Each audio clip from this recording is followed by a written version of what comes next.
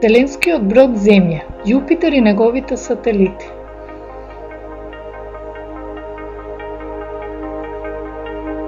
Земја, нашиот вселенски брод, добре дојдовте на едногодишно патување околу Сонцето. Денес сме тука.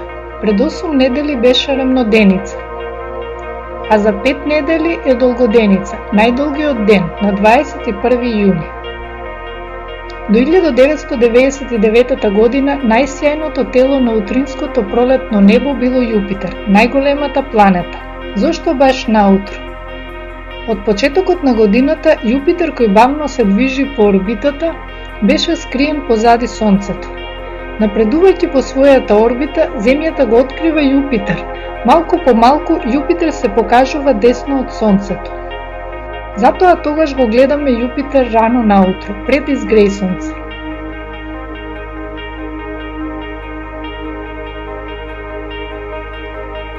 Јупитер излегува пред Сонцето.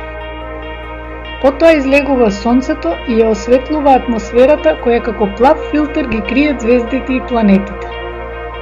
Во текот на денот Сонцето го поминува небото од лево надесно.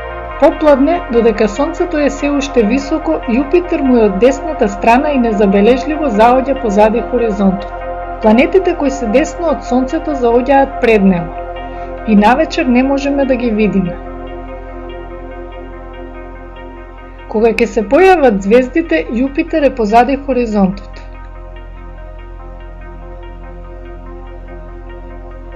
Во есен, Јупитер е лево од Сонцето. Сонцето ќе зајде пред Јупитер и големата планета ќе има доволно време да засие. Исто е со звездите. Орион беше лево од Сонцето во април и го видовме навечер. Земјата го продолжува патувањето и Сонцето се наоѓа помеѓу Земјата и Орион.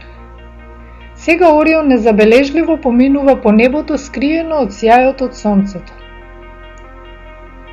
Земјата продолжува понатаму и во есен Орион е десно од Сонцето. Ќе го видиме на утринското небо пред да зазори.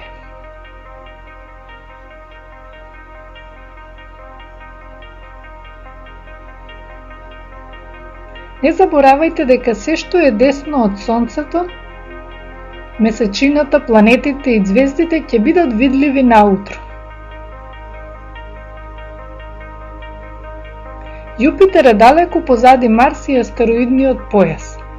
5 пати е подалеку од Сонцето отколку ние. Јупитер е гасовита планета, најголема во сончевиот систем. Неговиот пречник е 12 пати поголем од земјиниот.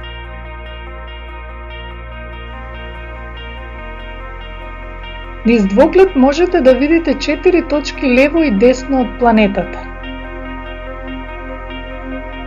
Тоа се 4 најголеми Јупитерови сателити, Галилееви месечини.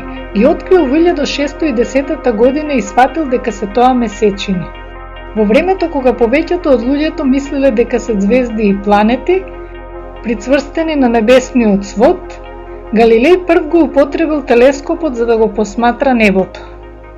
Галилеј приметил дека 4 точки се поместуваат секоја ноќ. Сватил дека тие не можат да се лизгаат по небесниот свод, што значи дека небески свод не постои. 4 мали тела кружеле околу Јупитер како месечината околу Земјата движејќи се во Вселената. Галилеј открил дека небото има 3 димензии. Денес знаеме дека е така. 4 Галилееви месечини, Јо, Европа, Ганимед и Калисто, отприлика се со големина на нашата месечина, но се движат побрзо. Месечината ја обиколува Земјата за 4 недели, а Галилеевите месечини го обиколуваат Јупитер за неколку денови, иако Јупитер е 1000 пати поголем од Земјата.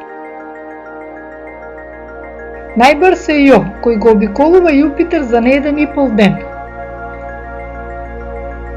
Јо е единственото тело освен Земјата на кој има ерупција на вулкани.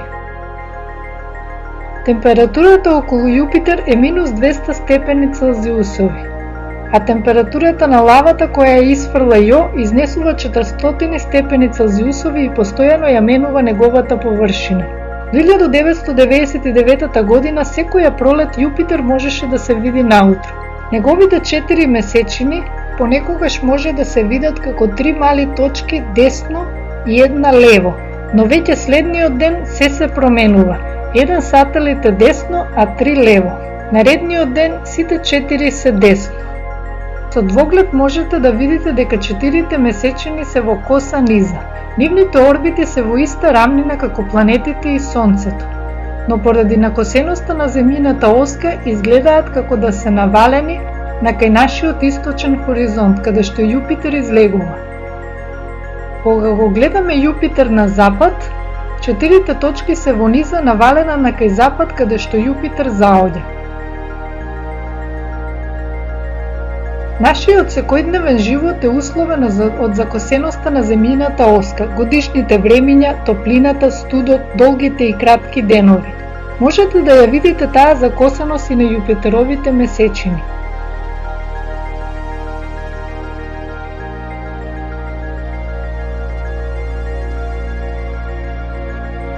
Ноќе ја гледате месечината како поминува од планета до планета. Во 1997 година можевте да го видите Марс на ширина на рака лево од месечината. Тоа ја најави нивната средба, но само привидно. Месечината нас ни е многу блиску, а Марс 300 пати подалеку. Поминувањето на месечината пред Марс ни помага да го замислиме месечното кружење на месечината околу Земјата. Прво месечината е десно од Марс. Следниот ден се сретнуваат и месечината поминува малку над Марс. Следната вечер месечината е лево од Марс, а ден подоцна уште повеќе во лево. Додека следите како месечината во ноќите поминува пред планетите, можете да замислите како врти околу Земјата во текот на 4 недели. Бевме на месечината, а и Марс сигурно ќе го посетиме.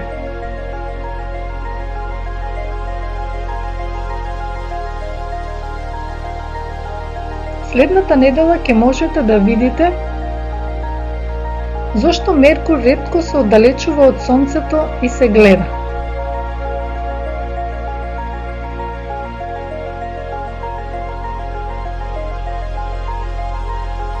Ќе поминеме долг врел ден и долга студена ноќ на таа мала планета, која толку многу брзо го обиколува Сонцето.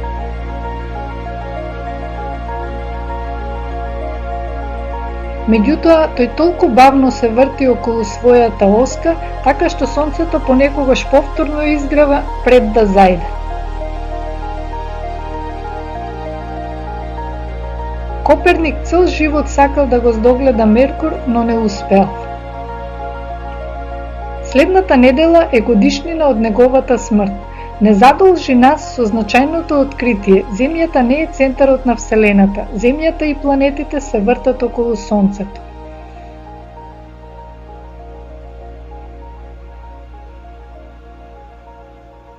Идеите на Никола Коперник и пресметките на Јоханес Кеплер ни помогнаа нас да отидеме на месечината, а наскоро ќе тргнеме на Марс.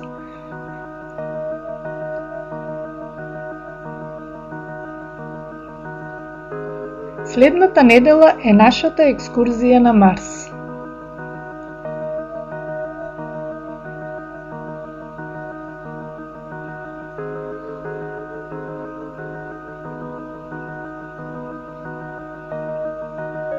Дотогаш, среќен ви пат на вселенскиот брод Земја.